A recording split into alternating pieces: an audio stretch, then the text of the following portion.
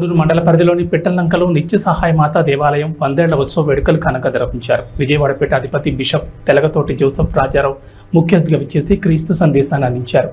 ఈ సందర్భంగా RCM church ఎదురుగా జరిగిన కార్యక్రమాలను మాట్లాడుతూ మన పూర్వీకులు యేసుక్రీస్తు పట్ల ఉంచిన విశ్వాసాన్ని ఈ తరం ముందుకు నడిపిస్తుందని చెప్పారు.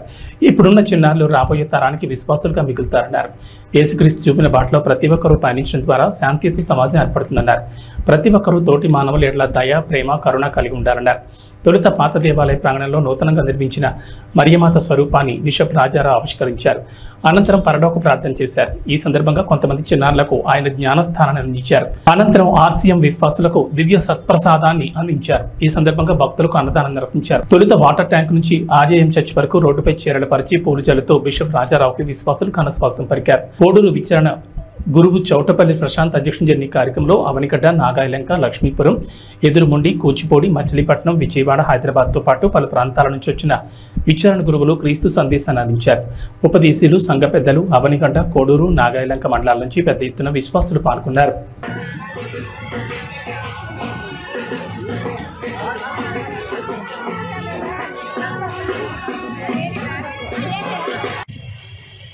పిట్టలంక గ్రామానికి రావడం చాలా సంతోషంగా ఉంది. సహోదరి సహోదరులారా, మీ ఊరి పేరు కూడా చాలా బాగుంది, చెప్పడానికి బాగుంది పిట్టలంక. ఈరోజు మీరు 100 వసంతాల విశ్వాసాన్ని వేడుకగా చేసుకుంటున్న సందర్భంలో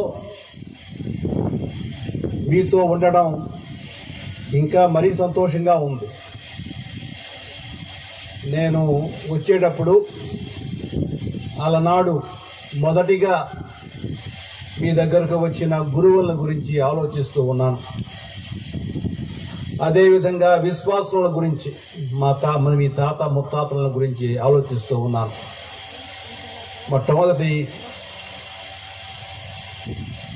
బీజాలు ఎలా నాటారో, మొదటి క్రైస్తవులు ఎవరో, ఏ ఇంటి పేరు గలవాళ్ళో, అదేవిధంగా మొదటి ప్రార్థనలు ఏమి నేర్చుకున్నారో, మొదటి పాటలు ఏం పాడారో,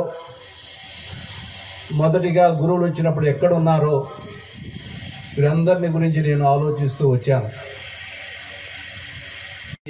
మీకు ముందు ఉన్నవాళ్ళు, చనిపోయిన వాళ్ళు, మా అమ్మమ్మలు, తాతయ్యలు, ముత్తాతలు, వాళ్ళందరూ ముందు ఒక పదంలో నడుస్తూ వాళ్ళు వెళ్ళేటప్పుడు కేవలం ఇళ్లను, ఆస్తులను కాకుండా వాటిని మాత్రమే కాకుండా విశ్వాసాన్ని కూడా వదిలి వెళ్ళారు.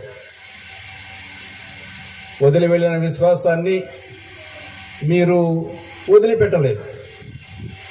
దానికి ఇంకా ముందుకు సాగాలని దృఢ సంకల్పంతో, నిశ్చయంతో ఈరోజు మీరందరూ ఈ వేడుకను చేసుకుంటున్నారు. ఈ మహిమాయుత క్రైస్తవ సహాయమాత మందిరమును ఆశీర్వదించండి. మేము ఈరోజు మందిరంలో ప్రతిష్ఠించుకున్న క్రైస్తవుల సహాయమాత స్వరూపమును ఆశీర్వదించి అది మాకు స్మరణ, మాకు త్యాగశీలతను, మా ఆత్మీయ జీవితాలకు స్ఫూర్తిని, చైతన్యమును వసగులుగాక. ఈ సహాయమాత మందిరమును గౌరవించి ఆరాధించిన వారందరినీ కనికరించి వారిపై మీ ఆశీస్సులు కురిపించి వారికి ఇహలోక సౌభాగ్యాలు, జీవితాంతమును మోక్ష భాగ్యం ప్రసాదించమని మా నాథులైన క్రీస్తు ద్వారా ఈ మనవి చేస్తున్నాము. పరలోకమందున్న మా తండ్రి, మీ నామం పూజింపబడుగాక, మీ రాజ్యం వచ్చునుగాక, మీ చిత్తము పరలోకమందు నెరవేరినట్లు భూలోకమందు నెరవేరుగాక. నానాటికి కావలసిన మా అన్నము మాకు